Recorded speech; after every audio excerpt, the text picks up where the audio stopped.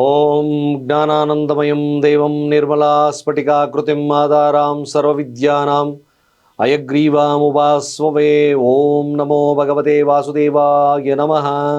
ಸಮಸ್ತ ತುಳಸಿ ವೀಕ್ಷಕರಿಗೆ ಶಿವಸ್ವಾಮಿ ಗುರುಜಿಯ ಅನಂತ ಅನಂತ ನಮಸ್ಕಾರಗಳು. ಸ್ನೇಹಿತರೆ, ಈಗಾಗಲೇ ಮೃಗಶೀರ ನಕ್ಷತ್ರದವರೆಗೂ ಕೂಡ ಆ ನಕ್ಷತ್ರಕ್ಕೆ ಅಧಿಪತಿ ದೇವತೆ ಯಾವುದು, ನಕ್ಷತ್ರ ಯಾವ ಒಂದು ರಾಶಿಯಲ್ಲಿ ಬರ್ತದೆ, ಯಾವ ಒಂದು ಪಾದಕ್ಕೆ ಯಾವ ಹೆಸರು ಬರ್ತದೆ, ಹಾಗೆ ಇವರ ಗಣ ನಾಡಿ ಪ್ರತಿಯೊಂದು ಕೂಡ ದೋಷ ಪರಿಹಾರ ಏನು ಮಾಡ್ಕೋಬೇಕು ಅಂತಕ್ಕಂಥ ತಿಳಿಸ್ಕೊಡ್ತಕ್ಕಂಥ ಬಂದಿದ್ದೇನೆ.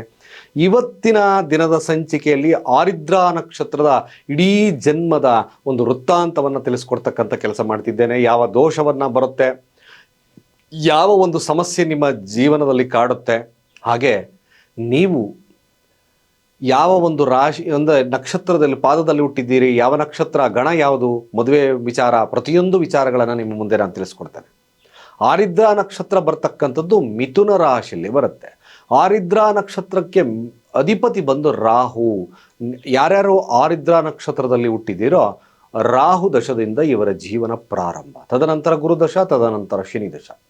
ನೋಡೋಣ ಇವರು ಯಾವ ರೀತಿ ಇರ್ತದೆ. ಆರಿದ್ರಾ ನಕ್ಷತ್ರದಲ್ಲಿ ಹುಟ್ಟಿರ್ತಕ್ಕಂಥವ್ರು ಮಿಥುನ ರಾಶಿಯವರು. ಮಿಥುನ ರಾಶಿಗೆ ಅಧಿಪತ್ಯ ಬುಧ ಮತ್ತು ರಾಹುವಿನ ಸಂಗಮ, ವಿಪರೀತ ಬುದ್ಧಿ ವಿನಾಶ ಕಾರಣ. ಜಸ್ಟ್ ಒಂದು ಟ್ಯಾಗ್ ಲೈನ್ ಕೊಡ್ತಕ್ಕಂಥದ್ದು, ತುಂಬ ಬುದ್ಧಿವಂತರು ಸಹಿತವಾಗಿ ನೋಡ್ತೇವೆ, ತುಂಬಾ ಬುದ್ಧಿವಂತರು. ಅದೇ ಬುದ್ಧಿವಂತಿಕೆ ಇವರಿಗೆ ಒಂದೊಂದ್ಸತಿ ಮುಳ್ಳಾಗ್ತದೆ. ನೋಡೋಣ ಯಾವ ರೀತಿ ಇರುತ್ತೆ ಅಂತಕ್ಕಂಥದ್ದು ತಿಳಿಸ್ಕೊಡ್ತೇನೆ. ಗಣ ಮನುಷ್ಯ ಗಣ, ಹಾಗೆ ಗ್ರಹ ರಾಹು, ಪ್ರಾಣಿ ಬಂದು ಸ್ತ್ರೀ ನಾಯಿ ಅಂತ ನೋಡ್ತೀವಿ. ಹಾಗೆ ಯೋನಿ ಹೆಣ್ಣು ಯೋನಿ. ಪಂಚಮಹಾಭೂತ ತತ್ವದಲ್ಲಿ ಜಲತತ್ವದ ಒಂದು ತತ್ವ ಇರೋದು. ಬಣ್ಣ ಹಸಿರು ಬಣ್ಣ ಆಡಳಿತ ಮಾಡುತ್ತೆ. ತ್ರಿಮೂರ್ತಿಗಳಲ್ಲಿ ಶಿವ. ಹಾಗೆ ಗುಣ ತಾಮಸಿಕ ಗುಣ ಜಾಸ್ತಿ, ಒಂದು ರೀತಿಯಾಗಿ ಹೊಟ್ಟೆ ಕಿಚ್ಚಿನ ವಾತಾವರಣ ಅಂತ ನೋಡ್ತೀವಿ. ಗೋತ್ರ ಪುಲಹ ಗೋತ್ರ. ದಯಮಾಡಿ ಯಾರು ತಪ್ಪಾಗಿ ತಿಳ್ಕೊಬೇಡಿ, ಇದು ತತ್ವ ಇರ್ತಕ್ಕಂಥ ತಿಳಿಸ್ತಾ ಇದ್ದೇನೆ. ದಿಕ್ಕು ಪಶ್ಚಿಮ ದಿಕ್ಕು ಆಡಳಿತ ಮಾಡುತ್ತೆ. ನಾಡಿ ಆದಿನಾಡಿ ಇರ್ತಕ್ಕಂಥದ್ದು. ಒಂದನೇ ಪಾದ ಅಕ್ಷರ ಯಾವ್ದು ಬರುತ್ತೆ, ಕಾಕಂಬು ಕು ಬರುತ್ತೆ, ಕೆ ಯು ಕು. ಪಾದ ಎರಡನೇ ಪಾದದಲ್ಲಿ ಹುಟ್ಟಿರ್ತಕ್ಕಂಥದ್ದು ದೊಡ್ಡ ಖಾ ಅಂತ ಕೂಡ ನೋಡ್ತೀವಿ. ಒಟ್ಟಾರೆಯಾಗಿ ಕೆ ಹೇಳ್ತಕ್ಕಂಥ ಕೆ ಎಚ್ ಎ ಇವೆಲ್ಲ ಮಾಡ್ಬೋದು. ಮೂರನೇ ಪಾದ ಹುಟ್ಟಿರ್ತಕ್ಕಂಥವ್ರಿಗೆ ಜ್ಞಾ ಅಂತ ಕೂಡ ಕೊಡ್ತೀವಿ. ಯಾರ ಅದು ಚಾಚಾ ಜಾಜ ಜ್ಞಾ ಅಂತ ಬರುತ್ತಲ್ಲ, ಲಾಸ್ಟಿಗೆ ಜ್ಞಾ ಇಂದ ಸ್ಟಾರ್ಟ್ ಆಗುತ್ತೆ. ಇದು ಸ್ವಲ್ಪ ಕಷ್ಟದ ಕೆಲಸ, ಜಿ ವೈ ಎ ಈ ಥರದ್ದೆಲ್ಲ ಬರುತ್ತೆ ಜ್ಞಾ ಅಂತ ನೋಡಿದಾಗ. ನಾಲ್ಕನೇ ಪಾದದಲ್ಲಿ ಹುಟ್ಟಿರ್ತಕ್ಕಂಥವ್ರಿಗೆ ಚಾಗ್ದೀರ್ಘ ಛ ಅಂತ ಕೂಡ ನೋಡ್ತೀವಿ. ಚ ಇಂದ ಸಿ ಇಂದ ಕೂಡ ಹೇಳ್ಬೋದು, ಸಿ ಎಚ್ ಎ ಅಂತ ಕೂಡ ನೋಡ್ತೀವಿ. ದೊಡ್ಡ ಛ ಅಂತ ನೋಡ್ತೀವಿ. ಆ ಛ ಇಂದ ಬರ್ತಕ್ಕಂಥ ಹೆಸರುಗಳು ಇವರಿಗೆ ಸೂಟಬಲ್ ಆಗ್ತಕ್ಕಂಥದ್ದು ಇರುತ್ತೆ. ಆರಿದ್ರಾ ನಕ್ಷತ್ರ ಮೊದಲ ನವಾಂಶ ಧನುರಾಶಿಯಲ್ಲಿ ಬರ್ತಕ್ಕಂಥದ್ದು ಇರುತ್ತೆ. ನೋಡಿ, ಮೊದಲ ಪಾದದಲ್ಲಿ ಹುಟ್ಟಕ್ಕಂಥವ್ರಿಗೆ ಬಹಳ ಬುದ್ಧಿವಂತರು. ಅದೇ ಬುದ್ಧಿಯ ಒಂದು ಇದು ಅವ್ರಿಗೆ ಮ್ಯಾಕ್ಸಿಮಮ್ ಸಮಸ್ಯೆಯನ್ನು ಮಾಡುತ್ತೆ. ತುಂಬ ಸಜೆಷನ್ ಮಾಡ್ತಾರೆ. ಮಾತು, ಅವರು ಆರಿದ್ರಾ ನಕ್ಷತ್ರದಲ್ಲಿ ಮಾತು ಬಹಳ ಕಡಿಮೆ, ತುಂಬಾ ಕಡಿಮೆ ಅವರಿಗೆ ಮಾತು. ಆದರೆ ಆರಿದ್ರಾ ನಕ್ಷತ್ರದಲ್ಲಿ ಹುಟ್ಟಿರ್ತಕ್ಕಂಥವ್ರಿಗೆ, ಇವ್ರಿಗೆ ಮೊದಲನೇ ಪಾದವ್ರಿಗೆ ಮಾತು ಕಡಿಮೆ ಆದರೂ ಸಹಿತ ತುಂಬ ಜ್ಞಾನವಂತರು ಕೂಡ ನೋಡ್ತೀವಿ. ಆದರೆ ಮಾತಿಗೆ ನಿಂತ್ಕೊಂಡ್ರೆ 100% ಸೋಲ್ಸೋಕ್ಕೆ ಕಷ್ಟ. ಅದೇ ಎರಡನೇ ಪಾದದಲ್ಲಿ ಹುಟ್ಟತಕ್ಕಂಥವ್ರಿಗೆ, ಎರಡನೇ ಪಾದ ಮಕರ ರಾಶಿಯಲ್ಲಿ ಬರ್ತಕ್ಕಂಥದ್ದು. ಆದರೆ ಮಕರ ರಾಶಿಯಲ್ಲಿ ಬರ್ತಕ್ಕಂಥ ಇವ್ರಿಗೆ ಮ್ಯಾಕ್ಸಿಮಮ್ ಒಂದು ರೀತಿಯಾಗಿ ಅವರು ಕೆಲಸ ಮ್ಯಾಕ್ಸಿಮಮ್ ಮಾಡೋಕತ್ತಿದ್ರು ಅಂದರೆ ಇಟ್ಸ್ ಸೋ ಬ್ಯೂಟಿಫುಲ್. 100% ಬ್ಯೂಟಿಫುಲ್ ಆಗಿ ಮಾಡ್ತಾರೆ. ಮನೆ ಆಗಲಿ ಮತ್ತೊಂದೇ ಆಗಲಿ ಎಕ್ಸಲೆಂಟಾಗಿ ಮಾಡ್ತಕ್ಕಂಥ ಗುಣ ಜಾಸ್ತಿ ಇರುತ್ತೆ. ಹಂಗೆ ಅಹಂ ಜಾಸ್ತಿ ಇರ್ತಕ್ಕಂಥದ್ದು ನೋಡ್ತೀವಿ. ರಾಜಕೀಯದ ಗುಣ ಜಾಸ್ತಿ ಇರ್ತಕ್ಕಂಥದ್ದು ಕೂಡ ನೋಡ್ತೀವಿ. ತುಂಬ ಅಹಂ ಇದ್ರೂ ರಾಜಕೀಯದ ಗುಣ ಇರ್ತಕ್ಕಂಥದ್ದು ನೋಡ್ತೀವಿ.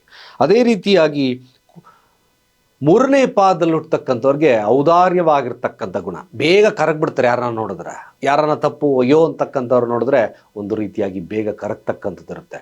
ಆದರೂ strong person, it's a very strict person. ಆದರೆ ಬೇರೆಯವ್ರನ್ನ ನೋಡಿದ್ರೆ ತುಂಬ ಅಯ್ಯೋ ಅನಿಸಿ ಕರಗ್ತಕ್ಕಂಥದ್ದು ಇರುತ್ತೆ.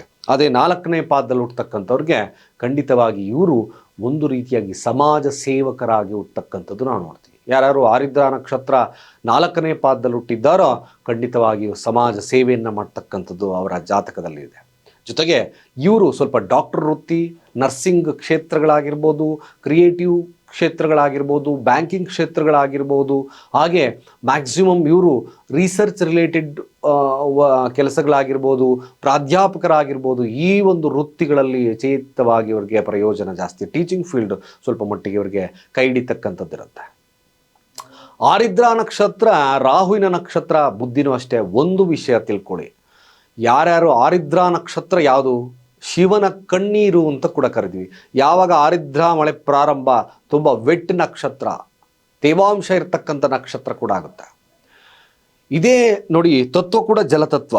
ಸುಮ್ಮನೆ ಇದ್ರೆ ಸುಮ್ಮನೆ ಇರ್ತದೆ, ಇಲ್ಲಾಂದರೆ ಮ್ಯಾಕ್ಸಿಮಮ್ ಸುನಾಮಿ ಥರ ಬರ್ತಕ್ಕಂಥದ್ದು ನೋಡ್ತೀವಿ. ಈ ಆರಿದ್ರ ನಕ್ಷತ್ರದಲ್ಲಿ ಹುಟ್ಟಿರ್ತಕ್ಕಂಥವ್ರಿಗೆ ಸಾಧ್ಯವಾದಷ್ಟು ನೀವು ಸುಳ್ಳು ಹೇಳಬೇಡಿ. ಇದೇ ನಿಮಗೆ ಮುಳ್ಳಾಗ್ತದೆ. ನಿಮ್ಮ ಗೌಪ್ಯತೆ ಅಥವಾ ನಿಮಗೆ ಯಾರೇ ಆರಿದ್ರ ನಕ್ಷತ್ರದಲ್ಲಿ ಹುಟ್ಟಿದ್ದೀರೋ, ಯಾರು ನಿಮ್ಮನ್ನು ಒಳ್ಳೆಯವರು ಅಂದ್ಕೊಂಡಿದ್ದೀರೋ ಅವ್ರಿಗೆ ನೀವೇನಾದರೂ ಮೋಸ ಮಾಡಿದ್ರೆ ನಿಮ್ಮ ಜೀವನದಲ್ಲಿ ಅಧಃಪತನ ಖಂಡಿತವಾಗ್ತದೆ. ಒಂದಲ್ಲ ಒಂದು ದಿನ ಆರಿದ್ರ ನಕ್ಷತ್ರದಲ್ಲಿರ್ತಕ್ಕಂಥವ್ರಿಗೆ ಈ ರೀತಿಯಾಗಿ ನಿಮ್ಮ ಸ್ನೇಹಿತರಿಗೆ ಆಗಿರ್ಬೋದು, ಅಥವಾ ನೋಡಿ ಆರಿದ್ರ ನಕ್ಷತ್ರದವ್ರಿಗೆ ಸ್ವಲ್ಪ ಮಟ್ಟಿಗೆ ಪ್ರೀತಿಯ ಒಲವು ಜಾಸ್ತಿ ಇರ್ತಕ್ಕಂಥದ್ದು ಮೂರರ ಪಾದದಲ್ಲಿ ಹುಟ್ಟತಕ್ಕಂಥವ್ರಿಗೆ.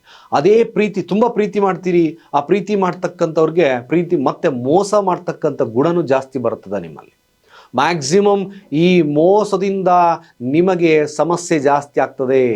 ಮೇಲಾಗಿ ನೋಡಿ, ಆರಿದ್ರ ನಕ್ಷತ್ರದಲ್ಲಿ ಹುಟ್ಟಿರ್ತಕ್ಕಂಥವ್ರಿಗೆ ಒಂದು ರೀತಿಯಾಗಿ ವೈವಾಹಿಕ ಜೀವನ ಸಮಸ್ಯೆ ಇರುತ್ತೆ. ನೀವು ಮದುವೆ ಆದರೂ ಸಹಿತ ಒಂದು ಗಂಡ ಒಂದು ಕಡೆ ಇರ್ತಾರೆ, ಹೆಂಡತಿ ಒಂದು ಕಡೆ ಇರ್ತಾರೆ. ಇದು ಮಸ್ಟ್ ಆ್ಯಂಡ್ ಶುಡ್ ಆಗ್ತದೆ.